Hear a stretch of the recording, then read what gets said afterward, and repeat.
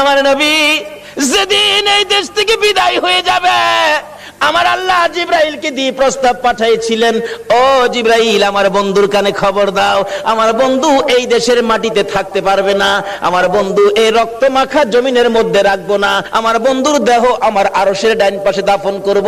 জিব্রাইল খবর নিয়ে ডাকতেছেন, হুজুর আল্লাহর সালাম গ্রহণ করুন। আমি জিব্রাইলের সালাম গ্রহণ করুন। আল্লাহর নবী গো, আপনার দেহ মোবারক আল্লাহর আরশের ডাইন পাশে দাফন হবে, আপনি খুশির সহিত কবুল করুন। আমার নবী কোনো কথা কয় না, দুইটা চোখের পানি ঝরঝর করে ছাড়তেছে। জিবরাইল বলেন, ইয়া রাসূলুল্লাহ, এত সুন্দর প্রস্তাব নিয়ে আসলাম, কোনো কথা কন না, খালি কাঁদেন কেন জানতে চায়। আমার নবী বলেন, জিবরাইল রে, তোমার জন্য খুশির খবর হতে পারে, আমি খুশি হতে পারলাম না, কেন পারলেন না?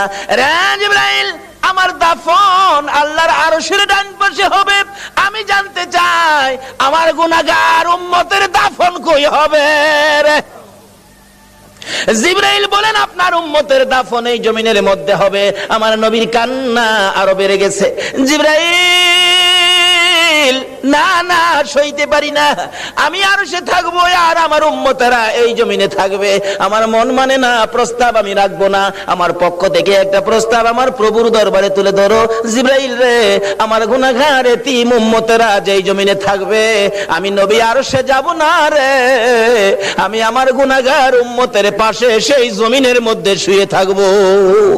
আরে দয়ালো নবী, প্রেমের ছবি আর আসবে না জগতে, আমার দয়ালো নবী।